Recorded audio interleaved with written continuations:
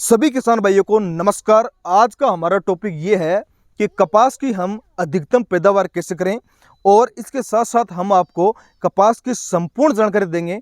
बुआई से लेकर हमें लास्ट में चुगाई तक हमें क्या करना चाहिए, तो बने रहिए हमारे साथ। इससे पहले हमारा आपने काफ़ी वीडियो देखे होंगे तो हमारे चैनल को ज़रूर सब्सक्राइब करें। लाल अक्षर का जो बटन सब्सक्राइब लिखा हुआ है उसे ज़रूर दबाएं और बेल आइकन का प्रेस भी ज़रूर दबाएं, लाइक करें।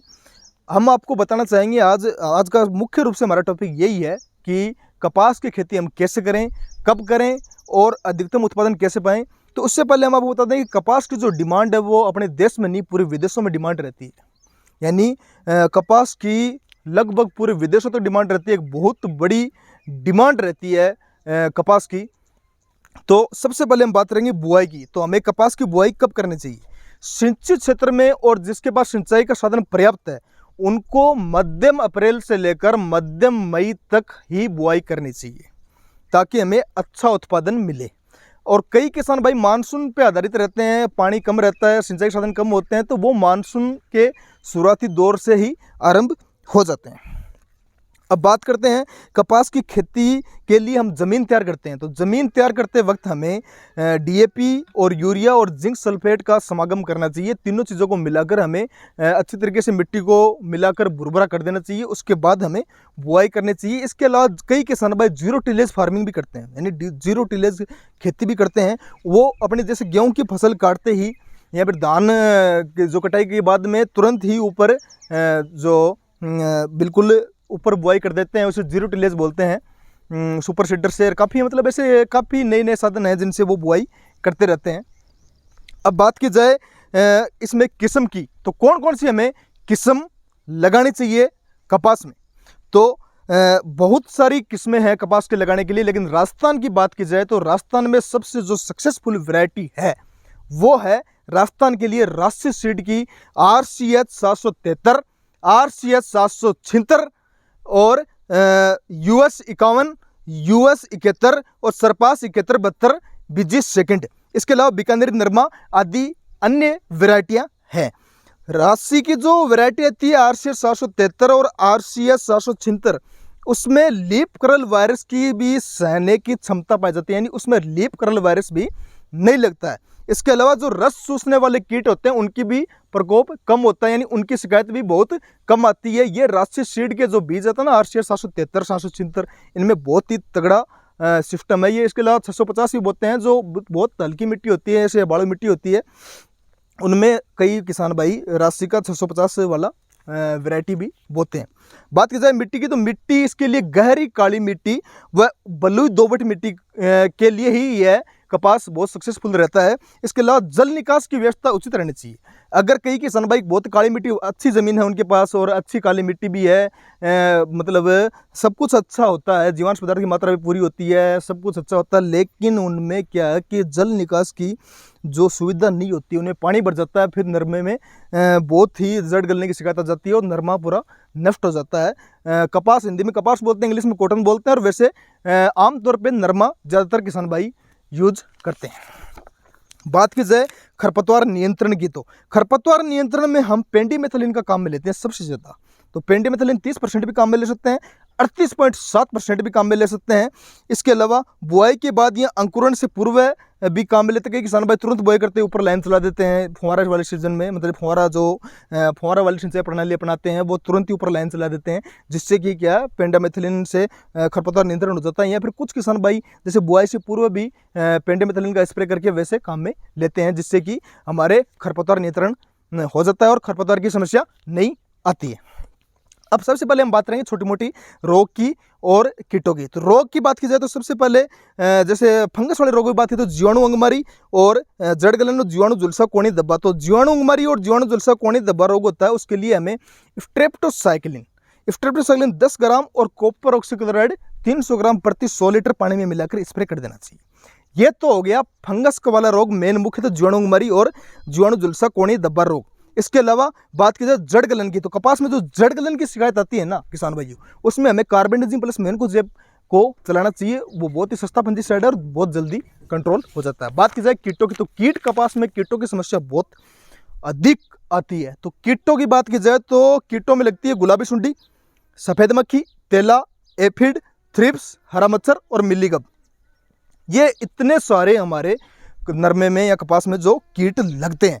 तो गुलाबी सुंडी तो जो बीटी कॉटन बोता है, यानी जो bacillus thuringiensis resistant variety BT cotton बोलते हैं, तो वो वैरायटी बोलते हैं। उसमें क्या है कि गुलाबी सुंडी की समस्या बहुत ही कम आती है या फिर नहीं आती है, एक तरीके से बोल सकते हैं। उसके अलावा अदर वैरायटी हैं, उनमें गुलाबी सुंडी की जो आती है उसके लिए हम फेरोमोन ट्रैप का यूज कर सकते हैं। तो फेरोमोन ट्रैप क्या होती है किसान भाइयों?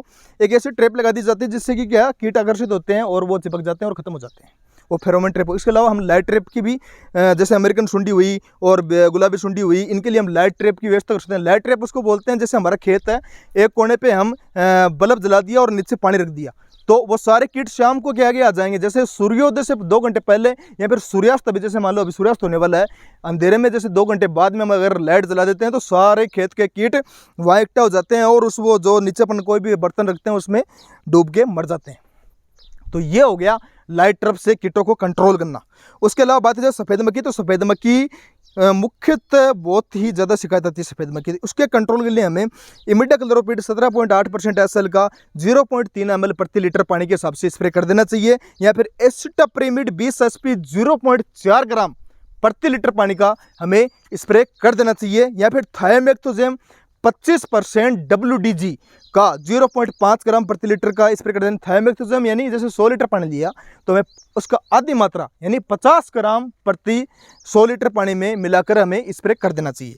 बात की जाए हरा तेला की, तो हरा तेला के लिए एसीफेट, अब मैं बात टेक्निकल साल्ट की कर रहा हूँ सभी, तो टेक्निकल साल्ट में अगर किसी में एसीफेट अलग अलग कंपनियों के सभी आते हैं, तो एसीफेट 75 SP आता है, उसको 2 ग्राम प्रति लीटर के हिसाब से मिलाकर स्प्रे कर देना चाहिए। इसके अलावा सफ़ेद मच्छर की बात की जाए तो सफ़ेद मच्छर के लिए विलोवुड कंपनी का बहुत ही शानदार प्रोडक्ट आते हैं, सफ़ेद मच्छर, हरा मच्छर और सफ़ेद मक्खी के लिए। उसके लिए हम आगे चर्चा करेंगे कितनी क्या मात्रा है क्या नहीं है। अब बात करेंगे हम नरमे या फिर कपास की संपूर्ण जानकारी, यानी शुरू से लेके हमें लास्ट तक क्या करना चाहिए। तो बुआई की बात हो गई। अब हमारा कपास लगभग 30-40 दिन का हो गया, तो 30-40 दिन की बात की जाए तो पर उसमें सिल्लर निकालते हैं। तो नरमे में सबसे जो ड्रिप सिंचाई उसमें सिल्लर की ज़्यादा आवश्यकता नहीं होती, क्योंकि जो वैसे सिंचाई करते हैं, चाहे नहर से करो, चाहे वैसे फ्लडिंग के रूप में करो, चाहे वैसे फुहारे से करो, उन किसान भाइयों के लिए सिल्लर निकालना बहुत जरूरी होता है। सिल्लर वो होता है जो ट्रैक्टर के पीछे से निकाले जाते हैं, जो इसमें निकाली हुई है पूरे में। तो पहली सिल्लर में नरमे में निकालते हैं 3 सिल्लर। तो पहली सिल्लर, दूसरी सिल्लर, तीसरी सिल्लर। पहली सिल्लर होती है वो हमें 1.5 फुट का जब हाइट हो जाए नरमे की तब निकालनी चाहिए। दूसरी सिल्लर हमें 3 फुट की हाइट हो जाए नरमे की तब निकालनी चाहिए। तीसरी सिल्लर हमें 4 से 4.5 फुट की हाइट पे होनी चाहिए तब निकालनी चाहिए। नरमे में अगर समय जैसे मान लो सिल्लर निकालते हैं और पहली सिल्लर में क्या देना चाहिए, तो पहली सिल्लर में 10 से 15 किलो DAP प्रति बीघा। यहाँ के बीघे जो होते हैं वो 1 हेक्टेयर में 4 बीघे आते हैं। बीकानेर की बात कर रहे हैं, बीकानेर में हम खड़े हैं, बीकानेर के नोखा तहसील के 500 गाँव में खड़े हैं अभी हम। बता देता हूँ मैं आपको जानकारी के लिए। तो यहाँ क्या करते हैं, 10 से 15 किलो DAP, 10 से 15 kilo potash, 10 kilo urea, 3 kilo brand GR दाना। ब्रांड GR दाना का बहुत गजब रिजल्ट है इस नरमे में, हमने काफ़ी आजमाया है और काफ़ी रिजल्ट देखा। विलोवुड कंपनी का ब्रांड GR दाना आता है, अच्छे हार्मोन आते हैं और बहुत ही अच्छी बढ़वार होती है उससे। तो बात करें तो DAP की, तो प्रति हेक्टेयर की बात करें तो 40 किलो हमें DAP, 40 kilo potash, 40 kilo urea और 12 किलो ब्रांड GR, ये प्रति हेक्टर की डोज हो गई। वो अपने अपने बीघा के हिसाब से निकाल लेना। ये प्रति हेक्टर, हेक्टर और एकड़ सबके समान होते हैं, बीघा सबके अलग अलग होते हैं, किसी के छोटे बीघा होते हैं, किसी के बड़े बीघा होते हैं। तो ये बात हो गई। अब पोटास डालने का मेन रीज़न ये होता है किसान भाइयों, पोटास हमें हमेशा कपास में काम में लेनी चाहिए, क्योंकि पोटास से हमारे क्या है, तो फूल झड़ने वाली शिकायत कम आती है और अच्छे फूल से डिंडे खिलते हैं। वो किसकी वजह से खिलते हैं, पोटास की वजह से खिलते हैं। तो पोटास की पूर्ति करना हमारे नरमे में बहुत ही ज़रूरी है। अब बात करते हैं हम, जैसे यूरिया बता दिया, तो यूरिया सिल्लर में दे सकते हैं और यूरिया को हमेशा छिड़कना चाहिए। कई किसान भाई जो कपास में सिंचाई करते हैं वो फव्वारा से करते हैं, वो डायरेक्ट उसमें लाइन में चढ़ा देते हैं। तो लाइन में कभी भी हमें यूरिया नहीं चलानी है। अगर हम लाइन में यूरिया चलाते हैं तो हमारे नरमे में ब्लाइट और फंगस की समस्या बहुत अधिक आती है, जिसके कारण हमें काफ़ी नुकसान भुगतना पड़ता है। कई बार क्या होता है कि छोटा जो कपास होता है उसमें समय से पहले फूल आ जाते हैं। तो समय से पहले अगर फूल आए तो समझ लेना चाहिए कि उसमें पानी की कमी है। अब बात करते हैं 45 से 55 दिन बाद। जो 45 से 55 दिन की बात की जाए, अब जैसे नरमा जो पहली सिल्लर हमने निकाल दी कितने 40 दिन के बाद में, दूसरी सिल्लर कब निकालनी चाहिए, उसके 20 दिन बाद, यानी 60 दिन बाद में, और तीसरी सिलर उसके 20 दिन बाद। 20-20 दिन का अंतराल रखना चाहिए, 3 सिलर निकालने चाहिए। जितनी ज़्यादा सिलर निकालोगे उसका मुख्य फायदा ये है कि एक तो हमारे पोषक तत्व की पूर्ति हो जाती है और दूसरी हमारे खरपतवारों को नियंत्रण हो जाता है। यानी जो बीच में खरपतवार होती है वो ट्रैक्टर से जो सिलर चलती है ना उससे एकदम कंट्रोल हो जाता है, बहुत ही गजब रिजल्ट मिलता है। बात की जाए तो 45 से 55 दिन बाद नरमा में हरा मच्छर, सफ़ेद मच्छर और सफ़ेद मक्खी का बहुत ही अधिक प्रकोप होता है। तो उसके लिए हमें विल फ्लाई 200 ml और विनोवेक्सिया 150 ml प्रति बीघा यानी 2 ml प्रति लीटर पानी में हमें ये विलोवुड कंपनी का इनोवेक्सिया आता है, बहुत ये जो विल फ्लाई आता है बहुत गजब रिजल्ट मिलता है। इसमें पायरीप्रोक्सीफेन 10% इसी के रूप में पाया जाता है। यानी सकिंग पेस्ट की बात की जाए तो रस चूसने वाले कीट होते हैं उनके लिए बहुत ही गजब कंट्रोल है, और साथ में जो आपके सफ़ेद मक्खी है उसके लिए रामबाण दवाई है। तो विलोवुड कंपनी का जो विल फ्लाई है इसका हमें 2 ml प्रति लीटर पानी में मिलाकर स्प्रे करना चाहिए। साथ में जो इनोवेक्सिया है, हम पहले ही बात कर चुके हैं कई बार इसकी, तो इनोवेक्सिया में क्या है, इमिडाक्लोप्रिड प्लस लेमडा है। यानी इमिडाक्लोप्रिड 8% है, 6% है इमिडाक्लोप्रिड, और साथ में लेमडा साइक्लोथ्रिन 4% एसएल के रूप में पाई जाती है। इसका हमें 1.5 ml प्रति बीघा के हिसाब से दोनों को 1.5 ml प्रति बीघा ये और विल फ्लाई 2 ml प्रति बीघा के हिसाब से दोनों को मिलाकर स्प्रे कर देना चाहिए, जिससे बहुत ही अच्छा रिजल्ट मिलता है। उसके बाद में बात की जाए तो जैसे इसी समय जो 45 से 55 दिन की बात की जाए या 50 से 60 दिन की बात की जाए, इसी समय फूल झड़ने की बहुत शिकायत आती है। कई किसान भाई कहते हैं कि डॉक्टर साहब हमारे फूल बहुत झड़ रहे हैं।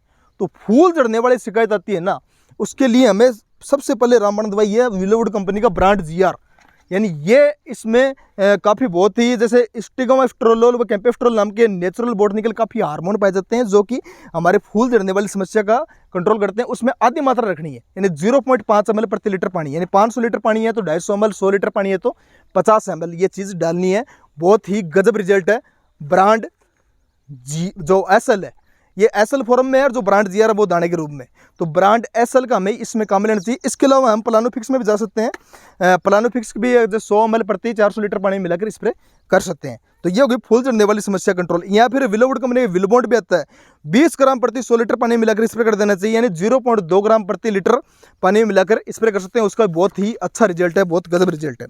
बात की जाए 70 से 80 दिन पे, तो 70 से 80 दिन बाद फसल को खुराक व पोषण व पर्याप्त पानी की जरूरत पड़ती है। यानी 70 से 80 दिन नरमे में हो जाते हैं, तब फूल से क्या है डिंडे बनने लग जाते हैं, यानी जो डिंडरे होते हैं वो बनने लग जाते हैं। उस समय हमें क्या करना चाहिए, उस समय एक तो पानी की बहुत आवश्यकता है, पानी अच्छा देना चाहिए। इसके साथ साथ उसमें NPK जैसे फूल से डोडे बनते हैं उसमें NPK की बहुत जरूरत पड़ती है। किसान भाइयों ये बात नोट कर लेना, और रिजल्ट अच्छा लेना चाहते हो, नरमा में बहुत अच्छी पैदावार लेना चाहते हो और प्रति बीघा बहुत ही अच्छा नरमा लेना चाहते हो या लोगों से अधिक नरमा लेना चाहते हो, कपास का उत्पादन अधिक लेना चाहते हो, तो NPK की स्प्रे जरूर करना है अपने को। तो NPK 13-0-45 यानी NPK 13-0-45 का अनुपात होता है, उसको 5 ग्राम प्रति लीटर पानी में मिलाकर ये, और 5 ग्राम प्रति लीटर, ठीक है। जैसे 100 लीटर पानी है तो उसमें 500 ग्राम, 500 लीटर पानी है तो उसमें 2.5 किलो, उस हिसाब से 5 ग्राम प्रति लीटर पानी हो गया। उसमें मिलाकर 5 ग्राम प्रति लीटर पानी में NPK 13-0-45 हो गया, और 1 ग्राम प्रति लीटर जिंक, उसके साथ में 1 ग्राम प्रति लीटर बोरोन का स्प्रे करना है, या फिर इसमें फेरस सल्फेट का कॉम्बिनेशन भी कर सकते हो। तो ये चीज़ जिसने स्प्रे कर दी वो ही नरमा बेहतरीन होगा। साथ में ये बहुत तगड़ी खुराक है, बहुत अच्छी खुराक है। तो इसका जो अपने को कॉम्बिनेशन किसका करना है, NPK 13-0-45 बोरोन का और जिंक का, इन तीनों को मिलाकर हमें स्प्रे कर देना चाहिए। इसके साथ में हमें यूरिया का भी छिड़काव करना चाहिए, यानी प्रति हेक्टर 20 से 30 किलो हमें यूरिया का छिड़काव भी करना चाहिए। उस समय यूरिया की जरूरत भी बहुत पड़ती है। बात की जाए 90 से 100 दिन बाद सफ़ेद मक्खी और फंगस वाले रोगों का प्रकोप बहुत अधिक होता है, यानी 90 से 100 दिन बाद सफ़ेद मक्खी और फंगस का प्रकोप इतना भयंकर होता है, जिससे मुख्यतः बैक्टीरिया ब्लाइट, यानी पौधे की जो पत्तियां होती है वो लाल पीली हो जाती हैं, तने भी बिल्कुल लाल हो जाते हैं और पौधे की पत्तियां लाल पीली हो जाती है, उसे बैक्टीरियल ब्लाइट बोलते हैं। उसके लिए आप वेलेफ्ट्रा काम में ले सकते हो। तो ये वेलेफ्ट्रा है विलोवुड कंपनी का। तो इसमें क्या है कि हेक्साजोनल 5% प्लस वेलिडामाइसिन 2.5% इसी के रूप में फॉर्म में पाया जाता है। इस वेलेफ्ट्रा को इसको स्प्रे करना चाहिए, और साथ में जो अगर सफ़ेद मक्खी, हरा मच्छर वगैरह वो समस्या है तो विल फ्लाई प्लस इनोवेक्सिया को साल्ट को मिला लेना चाहिए। इसके अलावा बात की जाए तो 115 से 125 दिन बाद में डिंडों को अच्छी तरह खोल, जैसे 115 से 125 दिन का हमारा कपास हो गया, उस समय हमारे जो डिंडे होते हैं, यानी जो डिंडे बोल दो, फ्रूट बोल दो, वो खुलते हैं। खुलने यानी रुई के रूप में बदल जाते हैं, वो रुई निकलती है उनसे। तो उस समय कई किसान भाई शिकायत आते हैं कि हमारे डिंडे खुल नहीं रहे। तो खुलने के लिए हमें विलरैप या NPK 0-0-50 का छिड़काव करना चाहिए।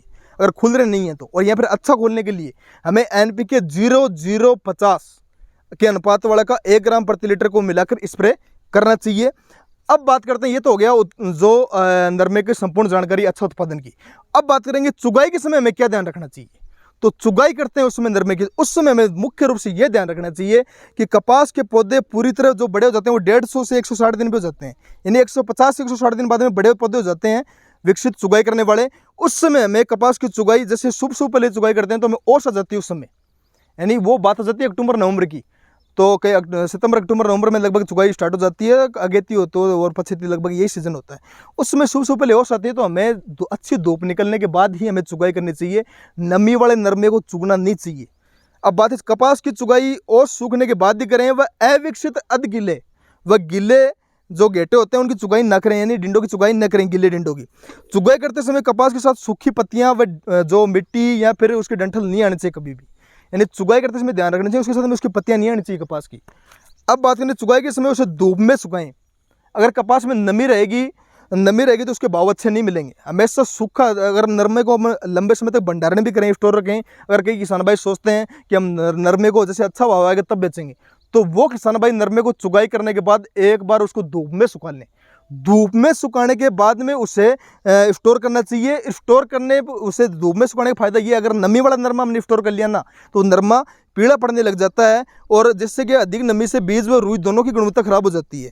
और कपास को सूखे में भंडारण करना चाहिए। अगर नमी वाला कर लेंगे तो उसमें पीला पड़ जाता है और फफूंद लग जाती है और उसका मार्केट में भाव नहीं मिल पाता है। तो हमें ये मुख्य रूप से ये काम करना चाहिए और अच्छा स्टोरेज करना चाहिए। तो इस प्रकार मिलता है नरमे में, ये मुख्य जानकारियाँ हो गई। और नरमे में ये जो जानकारी, ये जो पालन कर लेता है उसका नरमा बहुत ही अच्छा उत्पादन होता है, यानी कपास का बहुत ही अच्छा उत्पादन होता है और वो किसान भाई मालामाल बन जाता है। स्प्रे का कोई ज़्यादा खर्चा नहीं है। NPK भी बहुत सस्ता, 100-150 रुपये किलो मिलते हैं, बहुत ही सस्ते हैं। इस तरह जो कपास की फसल में उसमें कोई ज़्यादा खर्चा नहीं होता और बहुत ही अच्छा रिजल्ट मिलता है। तो सभी किसान भाई जुड़े रहिए हमारे साथ इंडियन फार्मिंग चैनल में। मैं डॉक्टर राहुल चौधरी आप सभी का बहुत बहुत धन्यवाद करता हूं। इसके साथ में हमारे चैनल को सब्सक्राइब जरूर करें, लाइक करें, कमेंट करें। धन्यवाद।